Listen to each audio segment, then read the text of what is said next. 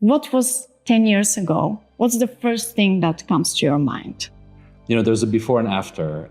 In the beginning, the startup community everywhere is a challenger, right? It's doing things that nobody really understands or appreciates. In terms of startups, what were challenging of starting a company back then and how it's compared to nowadays? The biggest issue I see to have the confidence to go from a relatively small country or a very small country, for people to have the confidence to think, hey, I can go out and I can do that, is a real kind of barrier to overcome. For me, the things that have been difficult about starting companies here is skills, right? So in general, soft skills or people skills, business development skills, everything related to not building the product, but actually making it work and talking to customers. Historically, this region hasn't been very strong. Any success stories that you want to mention from Serbia? For me, the biggest success is actually the ones who really decided to give it back. And that wasn't a case 10 years ago as much as it is today. And one example leads another. So I think that's a really important part, because then it's 10x, 100x. We gave great retrospective for a lot of the things that happened over the past 10 years, but I want to finish off with some projections actually for the next, I'm not sure 10 years, it will be too ambitious, but let's say 5 years ahead. So in terms of, startups, investments, international interests in the region, but, also supporting structures, and industries as well, actually. What will be the future? And if you're just as passionate about innovation as we are, hit subscribe for the Recursive podcast on your YouTube or your favorite podcast platform. We're everywhere. Hello, everyone, and welcome. My name is Dilyana. I'm managing partner at The Recursive, but I'm also a former Endeavor team member, part of Endeavor Bulgaria office since its very beginning. And that is why I'm extremely happy and honored to be here today and to host the Recursive podcast and roundtable discussion in celebration of the 10th anniversary of Endeavor Bulgaria office. 10 years, it's quite a long time, especially in startup years. And together, I have really special guests with me, part of the local and regional network of Endeavor, really key players in the ecosystem. And we will have a look back on how the ecosystem changed over the past 10 years, because it was quite different back then. I remember, for example, in Bulgaria, there was just 100 of startups. Now there are more than 1,000. And back then, we were speaking in access to capital in millions. Now we're speaking about billions of euros. So I'm interested to know your perspective. But before we begin actually continue with the birthday celebration of Endeavor, I will ask you to shortly introduce yourself. Maybe, Milena, we can start with you. Sure. Thank you for inviting me. I'm Milena. I run a startup founder community called Garaza in Serbia. Our main goal is connecting founders to founders and operators, and actually helping startups grow and create the first Serbian unicorn. So that's the vision. So what we do is actually try to get startup knowledge from startups to startups. That this was not done that much before in Serbia. So we're trying to get the people who actually have done it to give back. And it was started by a startup, which we're very proud of. So maybe that's in short what... Yeah, that's amazing. And in my view, it resonates quite well actually with what Endeavor does in Bulgaria, but in the region as well. So probably a lot of alignment there. Yeah, we usually partner only with organizations which are value-based on this, as we are. So this is how we started partnering. So yeah. And Max, we know each other for quite some time now, but can you introduce yourself for our internet? Absolutely. So my name is Max Gurvits. I'm a venture capitalist. I was very lucky that in 2011 I was part of I was part of the original team of one of the very first early stage VC funds in the region, maybe the first or the first of two. 11 Ventures, which was called 11 Accelerator at that time. That's also how the times have changed. And the last couple of years, I've been running together with my friends and partners our own fund, Vitosha. We've been very active here in Bulgaria, somewhat in the region, but less so than we would like to be. But I hope that in the future we can be. So yeah, I've seen this ecosystem grow and mature so much over the last 15 years. Like when we were starting with 11, the founder community in Sofia in Bulgaria, I mean, it was basically non-existent outside of Sofia. And then whatever was in Sofia, could fit in a room of like 50 people. We would have these pitch nights every now and then, and like 50, 40 people would come and bring some beers. And now it's a massive industry. It's incredible. Yeah, can't wait actually for you to share more insights on how the things change since then. And it's great to have you bringing the investor perspective actually here on the table. Yeah, and Jack, to you. Great, thanks.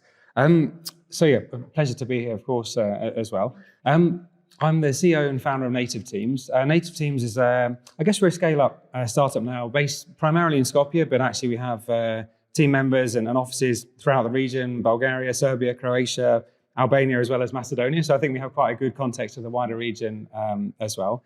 We're around about a 300 plus employee company.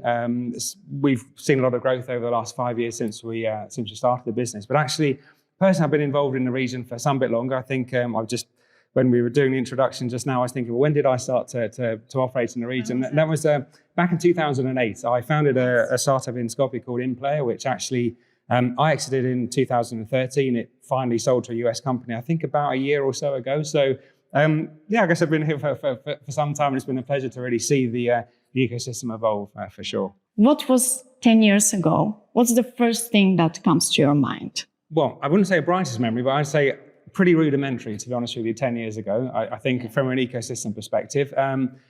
I think it's interesting, and I guess my view is more of a regional view than just a Bulgarian view. And I think I'd say the Bulgarian journey seems to have been a little bit faster, and whether that's because of Endeavor, or at least Endeavor has perhaps contributed to that journey. But I'd say it feels there's been a much more concerted effort in Bulgaria than perhaps some of the other countries in the region to kind of take it from what was kind of close to zero, or at least kind of bumping along the bottom, to something which is starting to become a real world-class ecosystem, or certainly up there with this kind of top ecosystems within Europe. So definitely been a massive journey, but 10 years ago, totally different, very basic to be frank, particularly in some of the smaller countries, in the non-EU countries as well, I would say. So yeah, it's been great to see the upwards trajectory for sure. Yeah. It's interesting perspective actually to say that Bulgaria, for example, it's quite, let's say, ahead of the other countries in the region. And I truly believe, because you mentioned Endeavor, and I truly believe that actually supporting structures and working ecosystem contributes a lot actually for establishing the ecosystem as a whole. Yeah. Do you have something to add? Like, what comes to your mind when I say 10 years ago? Actually, one of the people that come to my mind is Max, because he was one of the people that was helping Serbian startup ecosystem grow. We're very thankful. And 10 years ago, I started working on the startup ecosystem and actually understanding the challenges of each country in the region, because I used to work for SwissEP, which is a regional project. So we had good insights, and it's true. I think we see Bulgarian ecosystem as like a big brother, big sister kind of ecosystem we look up to. This is one of the reasons why I'm here, to get a lot of people from here if they want to share what helped them and how they managed to, grow the ecosystem so well, and then how did founders find it, and what is there now, and maybe what we can replicate. So yeah, in Serbia, there was almost nothing startup related. There were some co-working spaces that were tackling startup world and for startups that emerged, and actually 11 investing in some of them, which is amazing. So yeah, it was very, very early, and I can say we did a lot of progress, but we still have a lot to learn. And I think we are like 5-10 years behind, and Bulgaria is a very good example of where we could be. I was lucky enough to be around 10 years ago, so I remember. As well, actually. All of us here, we're all veterans. I mean, I think that in every ecosystem development, there is always this moment when there's a before and after. In the beginning, the startup community everywhere is a challenger, right? It's doing things that nobody really understands or appreciates. There is the traditional business, there's the old school employment opportunities. And then there are these people that are staying at home, and with their laptops building new companies, which aren't really companies yet and aren't really making any money. And when that is in the very beginning, which is what we remember from Serbia 10 years ago and Bulgaria, in Bulgaria 10 years ago, things were starting to speed up, but 15 years ago, it was the same here, right? As Milena very correctly said, we're about 5 years ahead, thankfully. That moment, now it's very different. Right? Like now we have, in Bulgaria, most people here know probably, we've had a prime minister who was a startup founder. We have a mayor of Sofia now who is a startup founder and investor. Like it's going into the mainstream. You see a lot of people in media and large companies with startup experience. So we're moving through that change. But see, in the end of the day, in Bulgaria, we were very lucky. There was no secret sauce here. The reason we were lucky to be ahead, apart from generally EU membership, which we're not the only ones, but we were specifically very lucky because our government at the time, although maybe unpopular for some other things, but one thing they did really well was to put Bulgaria as a participant of a trial project to use EU money for the creation of local venture capital funds. That was how 11 and OneShop were born, out of the so-called EIF Jeremy instrument. And that really gave us a start, because we, when there was absolutely no money for startups, which is now 13 years ago in 2012, we had 20 million to invest in almost 200 startups, which, it was very little money especially for government. 20 million is, less than a kilometer of highway, right? But at the same time, it really gave, hundreds of people, maybe even more than 1,000 people in total, the opportunity to play the startup game, to learn things. And that worked. Play the startup game. Yep. Yeah, and we have some good players here, actually, to be honest. Yeah. And as I want to keep this as informal conversation, so I would encourage, so everyone can interrupt everyone and everyone can ask each other questions. So now probably if you have questions to one another, or even I encourage you to ask a question the person next to you and see how it goes. You know each other, I know, for some time. Yeah. I actually know a lot of your team. Maybe I can start with the question, because a lot of your team helped Garaza and actually was part of our events and were speakers. Right. So I'm very, very thankful. So I think the reason why it's important that we in the region connect, because there are similar or the same struggles, because a lot of it is cultural. So I know how much time it took for our ecosystem and our community to actually feel comfortable pitching, making mistakes, building in public, all these things. So, and it's great to actually have people from bigger or scale-ups going back and actually giving back. So that's really amazing. And how did the journey of expanding to the region go? And maybe you can give us something. Well, I'd actually say with native teams, we started in the region. We didn't expand in the region. To be frank, I think more than any of my Macedonian colleagues, particularly, I would fly the flag for Macedonia and say, hey, we're a Macedonian startup first and foremost, and from this part of Europe. In terms of, it's a slightly long story, I'll try and make it short. What actually brought me to the region was back in 2008, when I had my first startup here, InPlayer. And we took investment, and to be frank, it was a UK registered company, the parent company of InPlayer. We took investment, and we wanted to make sure we fully owned all of the IP, no questions asked, etc.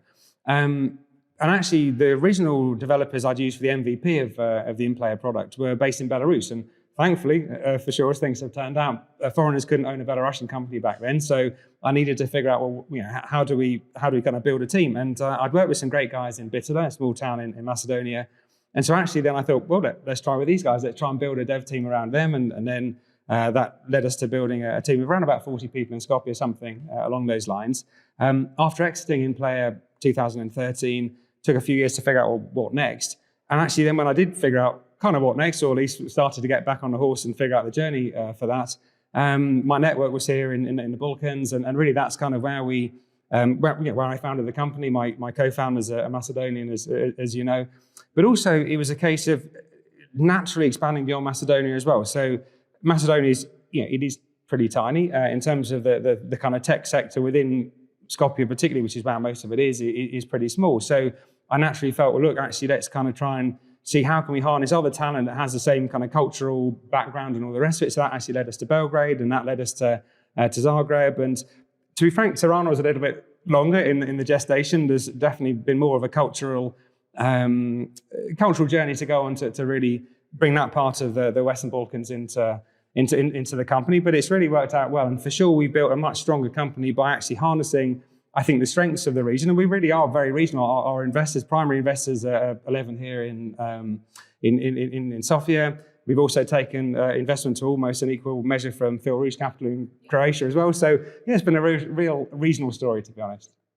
Great.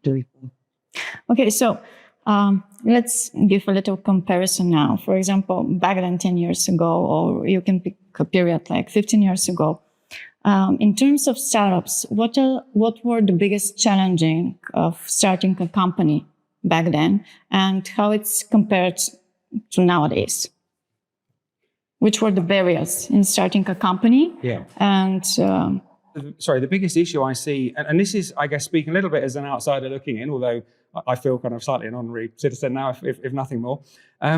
It's the confidence that has, if I look at my colleagues in Macedonia and even perhaps the Serbians as well to an extent, to have the confidence to go from a relatively small country or a very small country in the Balkans, and because what we're building with tech sector companies particularly is companies that are going to try and take on the world, as it were, not just kind of take on a sort of a small region in the country where you're from. And I think for people to have the confidence to think, hey, I can go out and I can do that, is a real kind of barrier to overcome for sure, particularly in the earliest of days when there was far fewer forerunners of kind of examples of other people that have gone on and have done that. And so I think that was the biggest barrier back then. I think there's also a bunch of bureaucratic barriers. Most of the Balkan countries, and I can say this just from our operational activities in the Balkans, they're dreadful countries to run companies in, because the banking system is difficult and very bureaucratic.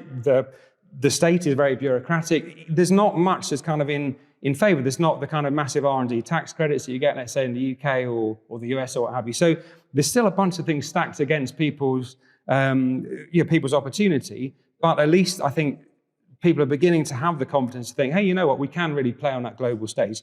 To be frank, and it was an interesting topic. I think, Max, you made this a little bit kind of as a kind of, I wouldn't say a sort of throwaway comment, but the fact that Bulgaria is in the EU and let's say Serbia and Macedonia is still not in the EU, if I look at what has definitely helped accelerate success, it is EU membership, I would say. If one compares Bulgaria and Croatia to Macedonia and Serbia, both of those countries are several years ahead. And I'm sure the EU membership must have helped with that side of things. I think both in terms of easier access to markets on the one hand, perhaps the confidence as well that actually, because to be completely blunt, the EU has cleaned up some of the kind of the bureaucracy and the systems and the kind of the ways that things have historically worked in the Balkans. And I think that has kind of helped make people think, hey, you know what, if I do a good job here, I'm not going to have so many vested interests kind of holding me back, if you will. So that's definitely helped on that side of things as well. And then, as you say, there's perhaps easier access to some of the capital that's come from BD and what have you as well. Yeah, no, for sure. For me, the things that have been difficult about starting companies here is skills, right? So one of the, you Jack mentioned really well this thing about confidence, but in general, soft skills or people skills, business development skills, everything related to not building the product, but actually making it work and talking to customers. Historically, this region hasn't been very strong in selling goods or services worldwide. In Bulgaria, we have this conversation all the time that there are so many things in which the basic ingredients are made here. We're the largest producer of this and that and rose oil and lavender oil and what have you. But then when it comes to the top-notch products like perfumes, that costs, thousands of times the amount that the ingredient costs, we're still not good at making those and in marketing those. We don't have that experience, right? So historically, that I think has been a difficult thing. But it is, as we are seeing in Bulgaria, for instance, gradually we're getting much better. With every exit, with every company that successfully goes out on the global markets, gets investments from abroad, becomes a unicorn, whatever. These skills are built up in the community. One of the hard things here has been, and now that's also becoming significantly easier, is this resistance to the risk that is related to startups. People that come out of a post-communist transition economy, they know what hardship is, right? They historically know it, and when they get the opportunity, for them actually getting a stable, decent corporate job, or indeed going abroad, is a much more important milestone to get. Whereas for those of us, because I'm one of the two, who grew up in Western countries, to risk things and do a startup, that's it's a much more natural thing to do. That is also changing, but it's still a road ahead, I think. And this goes also to in terms of investment. Actually, people are not so eager to invest; they're risk averse and etc. But this is changing. They need to see it work. Not only starting a business, but investing in startups as well. Yeah. Sorry to interrupt, Milena, if you were about to mention something, but one, I think the investment topic is a really interesting one, because I would say not so much, 100% for sure, not with 11, because they have been very progressive. They've been invested in native teams, and we've always seen them as my perception of 11 is they've been trying to replicate almost a West Coast, or at least an East Coast kind of a fund, but here in software, they've always been very progressive, and absolutely hats off to them for that. But I would say within the region, there's still a bunch of investors who are still a little bit, I don't know, backwards probably the wrong word, but they're still very much protecting themselves. They're not founder friendly for sure. And I think some of those really harsh terms that they have in their term sheets, again, that kind of perhaps exacerbates a little bit this kind of lack of confidence sometimes that founders will have to go out and raise money, because they're going to be, if things go wrong, and for sure in the majority of cases they do, those guys are going to get completely, to be frank, screwed over by their investors. There's just not that kind of acceptance that I've seen this from a step removed. A lot of investors don't have that founder-friendly mentality. They don't have that mentality that, look, stuff is sometimes going to go wrong. We're not always going to get our money back on this one. And that's for sure an area that 11 have been an outlier, I would say. And we need more funds that are modern and progressive like 11, because that will then give the founders the confidence to say, hey, look, I can take investment from a modern fund such as 11. And if it doesn't work out, well, nobody's going to really hold that against me any more than they should do, as it were. But do you think that we're moving in positive direction compared to 5-10 years ago? Yeah, for sure. But I've had a couple of fellow founders have reached out to me in recent times, say, hey, Jack, would you mind having a quick look at this term sheet, which I've been offered by somebody? And I've had a look at some of them. And compared to the kind of term sheets that people get from a US fund or a UK fund, in many cases, they are really heavily protecting the downside, which is not quite the equilibrium that I think needs to be achieved to make it easier for founders to kind of take that risk to start the business.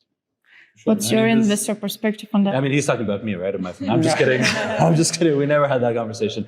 Look, it's a market function, right? Like it's, first of all, Rome wasn't built in a day. Sure. The Balkans neither, right? So it takes time for the community to get used to it. Also, it's a market function, right? So right now, many investors can afford in the region to be picky, to be, where else are you going to go, right? It's changing, but it's a process, right? Yeah. Like we're here, I'm also the deputy head of the local venture capital association here in Bulgaria. And, one of the things we do is that we work with all our members on pushing for, harmonized term sheets. I think most of the funds in Bulgaria now use standardized term sheet. There are changes between funds, of course. We all start with one template, which we all share with each other, which is made by a group of law firms for us. Yeah. So there are attempts to improve this, but it's a gradual process. Yeah, I think that as we integrate more and more with the global market, as more and more of our companies are going out, raising money, getting acquired on the global markets, then more and more of that know-how is flowing in. But it's still a journey. For sure. Yeah. I have many things that I want to say, so I'm going to try to be because we also did, like, we of course work with, we are a scale up now also, but we're also have the startup perspective. We work with startups, but also we work a lot with VCs. And what we noticed, maybe I go this way. What we noticed, so 10 years ago, like people didn't know what startup is. Whoever was doing tech was doing outsourcing in Serbia. I'm guessing here it was a little bit before. So the first point was like, okay, how to get people to make their own products. So when they started doing that, one of the things was access to capital. Like there was none or there was 11. So that was a really hard thing, and that it became like like the hard thing that everybody knows that it's a hard thing, like not getting investment. And then eventually we got to the point where more investors were interested in the Balkans and more investors are interested in Serbia. And then we noticed in the recent year, like 3.5 years, we've been doing Garaza. And after like a year, there was like a big boom of investments in 2021. Then 2022 was very low. And then we were like, okay, something is happening. We're trying to catch what's going on. Of course, there was like Web3 bubble where Tenderly also got our three investments. So we were aware of like, of course, like there is a bubble in one way or another, but we wanted to learn what's happening. So we also asked investors like, okay, why aren't you investing more in Serbian startups? Now that you already know where Serbia is and you're coming here and you're talking to startups. And we learned a lot, actually. We knew some of these things, but for us, it was important because, of course, we talked with all the investors we were hosting and all of this, but for us, it was important that startups know because we get the feedback, but they usually don't get the direct feedback, or they're maybe even not ready to get it. So we compiled like research. We talked to 24 VCs and 2 angel groups that were around in Serbia. And what we learned is that there are a few types of problems. The first one is people are not really all in. They're not focusing on their startups. So why would anybody invest? And this is one of the reasons why these startups are also not growing or not being successful. And not really, they are not growing, but they're not going away. This is one of the problems also, like failing fast is not a thing in Serbia. And we see a lot of, high potential founders still working on some idea from 5 years ago that is not going to be a startup. So one of the big things that we learned in the past few years is that the definition of startup in Serbia, I don't know if that's the case here, is wrong because every tech product company is considered a startup, which is not because, of course, you grow differently. And then you have bootstrap way, and then you have VC route. And this is also like not really understood. So what we're trying to do through Garaza is actually get people to understand, because we had that nobody knew what startup is. We still have that a lot of people don't know what startup is, but startup is now more mainstream. Like it's it became a regular choice for a career or something that people know what that could be done. But still, there's a lot of misconceptions around it. So we're working on that. So I would say now the biggest challenge is the mindset, and actually, and you touched upon this. So people know they can build a company, but I don't think that many people are that aware that they can build, like unicorn. And dreaming big is not as big as we would like it to be. So we want to get people to dream big and in this way, work with the whole community and try to get people to understand and then give them tools, because now we have the tools and we have the people who can give back, but people have to be aware that they can do it. So we're working on that. Max, just a question to ask you, if you don't mind. And you may have a vested interest in this answer to a certain extent from one of the points you made earlier. What kind of impact do you feel emigres returning to their kind of countries of origin have? Because that's something that, again, I feel if you look at Bulgaria, it feels like there's yourself, obviously, as one of those examples, people that have been born perhaps outside of Bulgaria and have Bulgarian origins or have left Bulgaria for a bit, have really made it big abroad and then have come back to Bulgaria or to the other countries in the region. And it feels that bringing back of knowledge and confidence and how things work in other countries must be playing a really significant role, I would have thought. Sure, no, it's a great question, Jack. I mean, diasporas play a huge role, right? I mean, if you look at the global, tech successes, look at Israel. I mean, their entire tech savviness has been built on top of the connection that many people in Israel have with people in the U.S., right? Or with people with Jewish roots in the U.S. or Israeli relatives or whatever, right? So this has been a huge success factor, but also closer to home, Ireland is a good example, right? Yeah, for sure. The reason that Ireland is actually the original first, maybe Silicon Valley of Europe, starting in the 80s, all had to do with, ease of access for Americans, the fact that 50 million Americans have Irish heritage, right? Like those things actually played a huge role. Now, here in the region, we see it a lot. We see it now in Bulgaria more and more. So, for instance, in Bulgaria, we have two organizations, one of which Dilyana also runs, the BEX Bridge to London, which is an organization that very actively involves Bulgarians based in the UK and in London primarily with the tech community here. We also have a similar organization. It's called Future Unicorns, also, I think, a partner of Endeavor and The Recursive. We're doing this in the US and in Silicon Valley especially. But if you look, for instance, at Greece, like Greece has always had this, they've had this culture of reaching out to their diaspora and doing things with it. And a very big part of the, very quickly growing Greek venture capital scene, because, they, for instance, they started much later than all of us. Yeah. Like even when we were talking about starting things up in Serbia 10 years ago, Greece was still, on the beach sleeping, with all due respect. With all due respect, great country, we love it. But then after that, they started and they've gone very fast. Diaspora had a huge role. Even one of their best performing venture capital funds is actually only invests in Greeks that aren't in Greece. Yeah. I don't know how legal that is, how that works with EU funding and everything, but they somehow do it. And this is incredible. So, building those bridges with the diaspora is incredibly important. Greece, and sorry, forgive me for asking another question, but Greece is a really good example, actually. And one thing I would distinguish between Greece and perhaps some of the other countries in the region, and you have to forgive me if it's a slightly hot potato question that nobody wants to answer. But what I've seen in Greece, and I've been lucky enough actually to meet some of the Endeavor guys in Greece as well, is that Greece, as you say, it may have been a little bit slow to the party or late to the party, but it feels like it's on an absolute tear. But it feels like it's on a tear because the government is really behind that, and they're excelling and really motoring ahead because of the support they get from politics. But my observation, at least in the region, is there's not a lot of support from politicians for the startup community still, not at the same kind of level. I mean, Greece, when Endeavor do an event in Greece, the minister for whatever he is, will kind of go along and turn up and do stuff. Absolutely right, Jack. I mean, it's very, Milena will say also about Serbia and the other Western Balkans countries that she knows, but,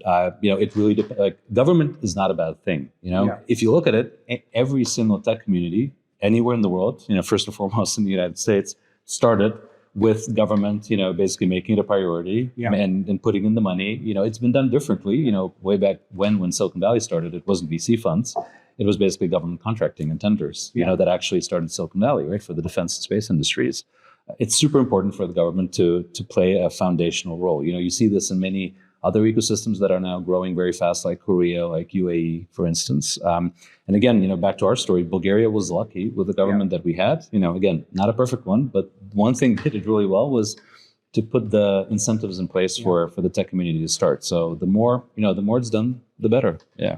I mean, I can say from a different perspective, because I think in many Balkan countries, things were happening in spite of lack of support. Yeah. And at some point in Serbia, there was even a scares because the government wanted to get involved. And at that time, I was working for a Swiss project. And then everybody came to us because we were connected to everybody. We were supporting everybody. And they said, can you just tell them to do what you do? Because we were just bringing experienced people from abroad and not, being involved in what people are doing if they don't ask us. And this was the good model. So eventually a lot of things changed, but there are still a lot of things to happen. And I think still our ecosystem is developing usually in spite of many, things not really working well for startups. And one of the big differences in being part of EU is that our companies cannot usually get investment if they are Serbian companies from most of the VCs. So usually the company has to be open somewhere else. This is, one of the things that could be done so differently, and it's so easy to be done. But yeah, so this is just one of the examples. But I have to say, I think one of the things we know is that people are in the Balkans are really scrappy. So I know that people are like, okay, we're just let us do our thing, and if you can help us, help us. If not, no. So definitely, I think Serbia would be less behind if we had better many of these governmental support things. But it's one of the things that would be great, but we still have to do everything else that we can do, and somebody else can lobby. So that's it. Interesting. And in your opinion, which are the key moments or the key stories that actually shape the region as a whole? that give it a boost, for example, like exits, deals, or just success stories? Yeah, I mean, for sure, all of those things. I think, very often you get asked about unicorns. I've always hated that metric because, the private valuation of a company is really, it's really nobody's business. It's also very, it's something that's very difficult to use as an objective metric, right? Because, markets are up, people are putting huge valuations on companies. Then a year later, that money is finished, the market is down, suddenly the company isn't worth that anymore. But the good thing about unicorns, and this is where I'm getting at, is that it really inspires, right? And we've seen this in Bulgaria. We here have one, famously one official unicorn. Pardon? Inspires the community, right? When they see that somebody created out of nothing a company that has global significance and is worth, according to somebody at least, €1 billion or dollars, it really, it's like astronauts or pilots or stuff like that. It inspires other people, it inspires the youth, it inspires everybody in the community. So those things are very good. I think that if you go around Western Europe, the US, you will very often see that people that are in the tech industry, they are aware that Eastern Europe as a whole, and the Balkans is, particularly, we have a strong reputation for good technical talent, for, what Milena very well said, the scrappy, founder attitudes. So those are the good things. Yeah. But I was asking inspires who, because don't you think that in terms of unicorn status, this also positions the region in front of international investors and international players, partners, and etc.? Yeah, it does. Yeah. So it's a good success story. To be frank, I would personally say it's possibly even more important for the other founders in the region to see those examples, because as you say, Max, it's a pretty simple yardstick, but it's simple. People get it, they understand it. They can, $1 billion is a lot of zeros, and they can kind of look to that, and it shines a light. I think if one thinks about it from external investors, for sure it is a positive, definitely. But if you see, the one Bulgarian unicorn compared to the 50 or however many there might be in London or whatever, it's still, it's kind of a beacon some way away from that kind of bigger glow of light, if you'll excuse the analogy. But for sure, those are success stories. I think even slightly adjacent ones like Rimac in Croatia, that's for sure, that is an absolute world-class business as well. That people see on a level now with McLarens and Ferraris and all the other kind of big brand names that they can recognise. And again, that's a really great inspiring story for people. No, I think that our governments can do more with it as well, right? I think, for instance, if you look at the Baltics, a very good example, like in a country like Estonia, they have out of lack of better, because they actually don't have other industries that are good. In Bulgaria, for instance, we have a great food industry, we have a great hospitality industry, pretty strong manufacturing industry, getting better every year. Estonia, outside of digital, they have nothing, right? Trees. Pardon? Trees. Oh, it's non-existent. That all went bankrupt when the Soviet Union collapsed, actually. They were the main producer of wood and paper for the whole Soviet bloc. And then when the moment the Soviet Union stopped existing, Finland took over because they're so much more competitive. So they had no working industries. I think Estonia had a GDP of exactly 0 in 1992. And it was out of that this now famous digital industry was born, where they said, look, we can't compete in anything else. We need to come up with something that nobody else is doing. And they went to digital, and the rest is history. I think that, we should not repeat Estonia. You actually don't want to be in a place where you have no working industries. But I think their example can be very inspirational to us in the way that they, for them, it's always startups first, innovation first, digital first. That's their main thing. And I think that our governments here should do more with that.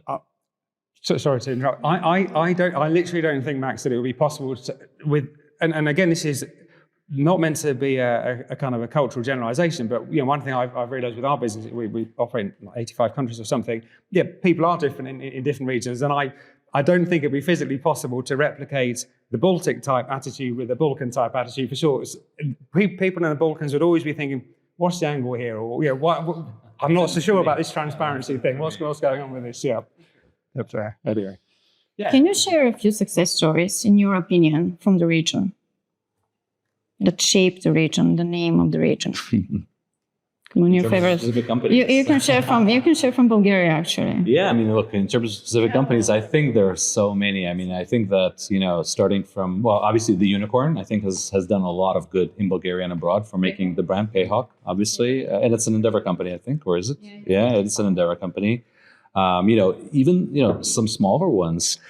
I mean, we can just pull up the sheets of the companies that raised the most money, and each one of them has done so much for the country and for the region. One of the things that I'm more interested actually in is in how the volume of the startup community, even without the successful companies, how it shapes the country. Like, for instance, the fact that our government and parliament in the last years is so full of startup people, that is a great success. When we were starting 11 way back when with some, fund which was really small and was doing we were investing 25K tickets, and every maybe 10th or 20th company would get a 200K ticket, which is huge money back then.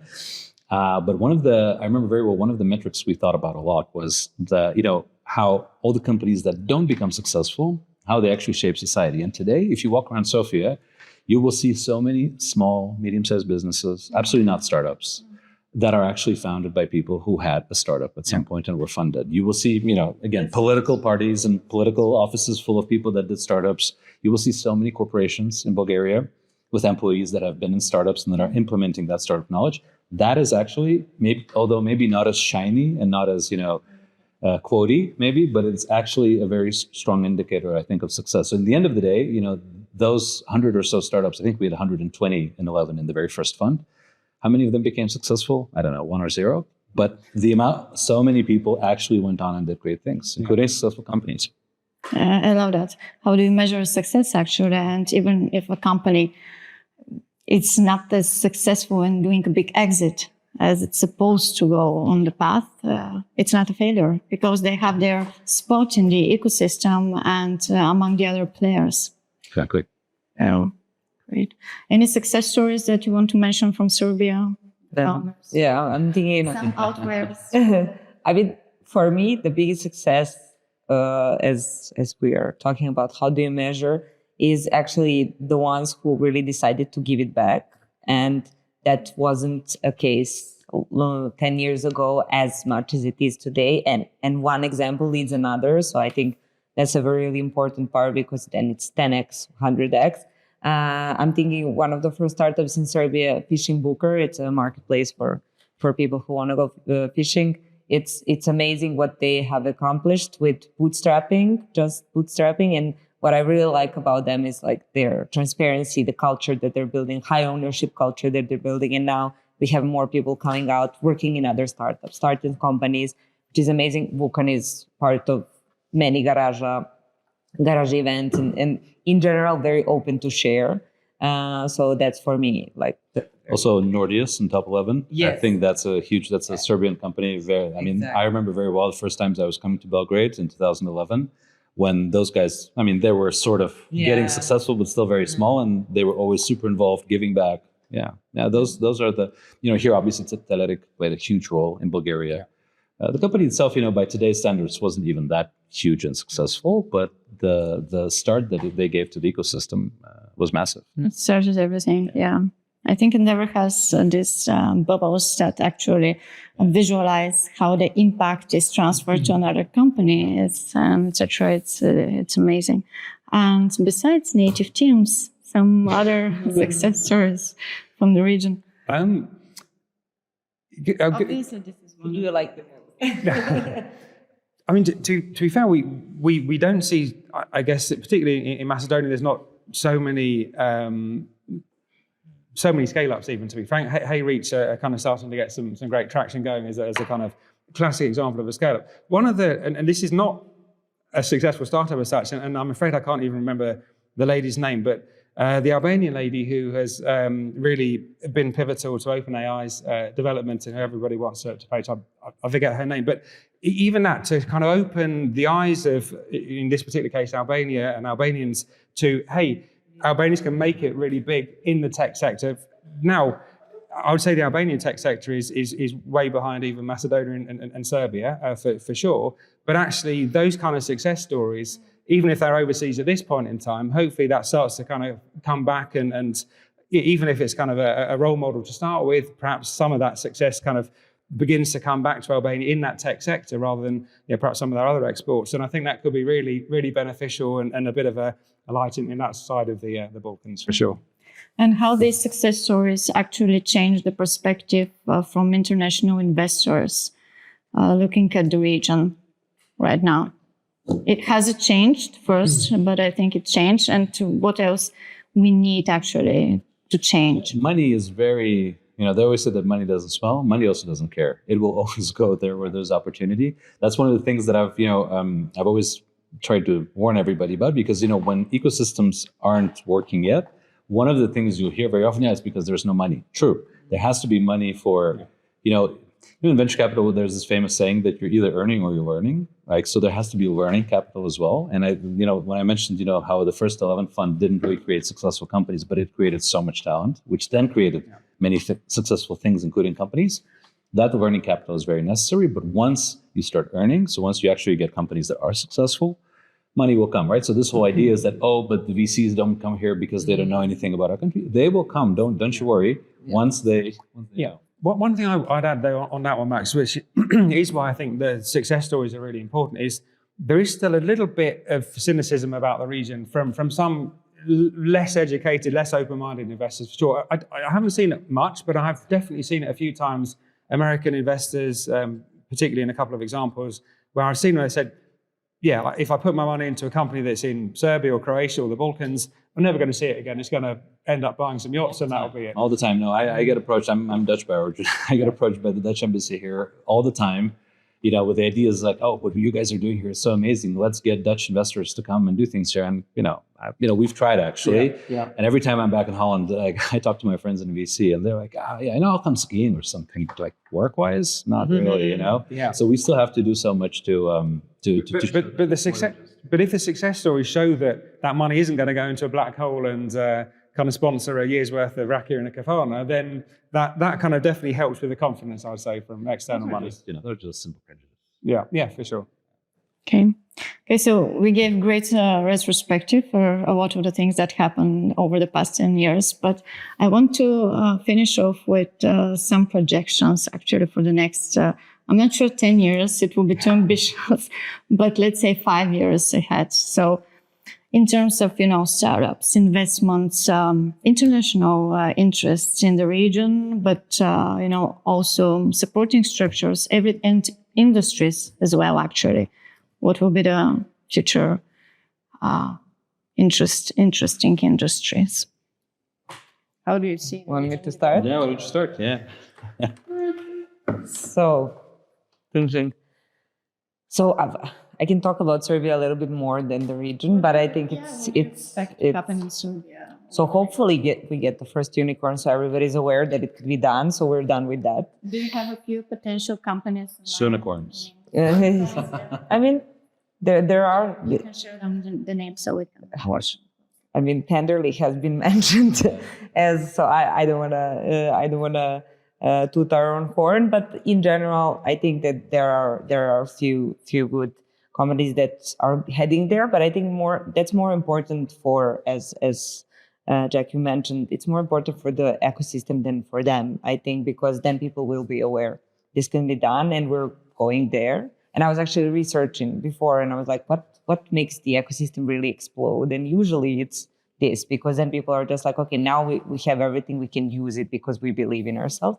So hopefully that happens. I'm hoping we can jump on the AI train as much as we can, depending on, of course, each country and how much we work around it. But I see already many, I would say most of the startups using AI to optimize their team, to improve their products. So I think it's necessary, of course, to understand how to implement this into building the ecosystem, building the startups, all of these things. So, I mean, I haven't said anything really new. I know everybody thinks that. So yeah, maybe, yeah. I think with the AI one is really interesting. I know it's like the obvious one, but I think AI gives the region a bigger chance than any of the other kind of hot areas in the past. Because if you look at fintech, I know PayHawk have managed to excel almost despite some of the obstacles in that path, because fintech needs good regulation, needs progressive regulation, and those are not things that are kind of common in the region for sure. AI it's about almost the kind of the hustle, and one thing that people from the Balkans are great at doing, one of the many things, but hustle for sure is is one of those. And I think AI, it's not, deep tech, for example, the amount of capital that often needs to be raised to kind of make a deep tech venture really fly. Again, that's a major obstacle in the path. With AI, there's fewer obstacles in the path than normal, I would say, for Balkan founders and Balkan companies to really kind of excel. And you don't even have to have a massive headcount or have raised a huge amount of money to hit the right thing that just kind of flies. We just need that one company in the right place at the right time in that AI space, and then all of a sudden that changes a huge amount, I think.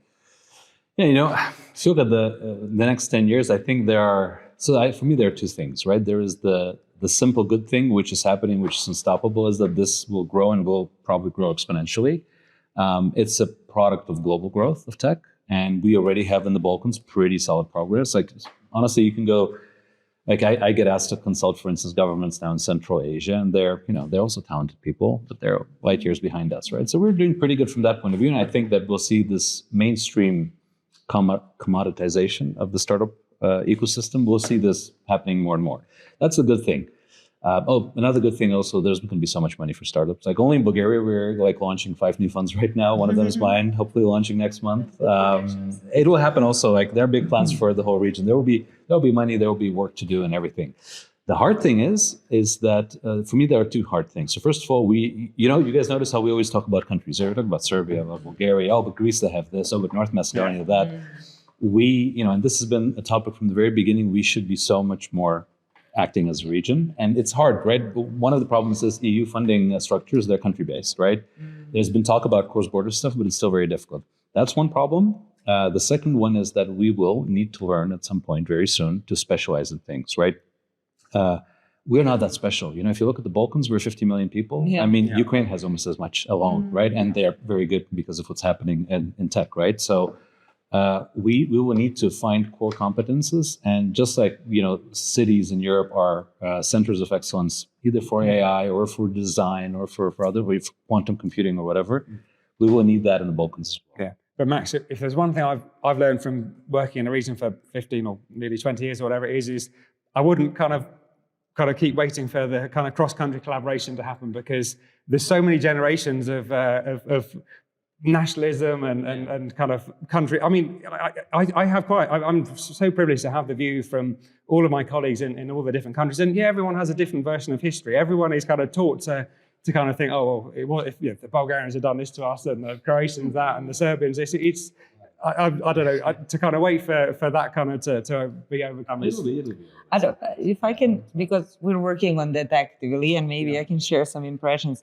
So the younger generation and also busy people, they don't, they're totally different way of thinking. And what we've seen because we're based in Serbia and we do most of our things in Serbia, but everybody's welcome, and we do a lot of regional things. One of the things is we have annual founder offsite with actually Nikola and Igor from native teams were speakers last year, and there was no question on who is from where or anything. People were very eager to come and learn from these experienced guys. So I think that the region is small enough that there's only so many people who you actually who can get the attention and get these people going, and then you have this the layer of wannabe entrepreneurs or founders who are already building something, who are eager to learn because they know only so many examples and they have to connect in order to be better. So from Garaza's perspective, and I think what's happening is that people are really eager to connect. We had some founders from Croatia, like experienced founders who were speakers actually coming from Croatia to the Garaza offsite and say, oh my God, we don't have this kind of community. Now we have to connect, everybody to this community, because we're actively working on that. So from that point of view, I was also skeptical when we were starting. From that point of view, I see, but I wouldn't wait for government. No, that's my point. And don't get me wrong. I mean, within native teams, we're totally the United States of the Balkans for sure. Yeah. But that's where politics can really get in the way, because for all of the good that you're doing at your level and kind of individuals that come to your events and work with you and engage with you are doing at an individual level, there's still the government that when it chooses, when it's in their interest to do so, they still want to blame outsiders for their problems, etc. And that kind of undoes so much of the kind of the good work that kind of happens at a on the ground level. I mean, I think just growing up in the Balkans, the feeling is always like you do, you have to do everything that you can in spite of it being super hard. So for us, and the good thing is usually you see the results very soon because people actually do want to connect and they actually do want to, it's very unnatural for us to be disconnected because we're very similar. So from that point, I totally agree. But as I mentioned, I wouldn't wait for any of them to say anything. Usually it's in spite of them being involved. So just doing, the work that Endeavor is doing and that, all these companies are doing, I think that's enough. And these success stories are, the Balkans is small. So if somebody in Macedonia is doing the good work, people in the Balkans will know, they will want to hear about it. So we should hop on that train and just get people together. So, thank you very much for the insightful discussion and for joining the Recursive Roundtable discussion. Right now, I think it's party. It's time to celebrate Endeavor's 10th anniversary. It's going to be a great party, and actually I can't wait to see what will happen in the next 10 years. Probably we'll have another roundtable discussion, see the progress of the region as well. Cool. Thank you very much. Thank you very much. Thank you. And if you're just as passionate about innovation as we are, hit subscribe for the Recursive podcast on YouTube or your favorite podcast platform. We're everywhere.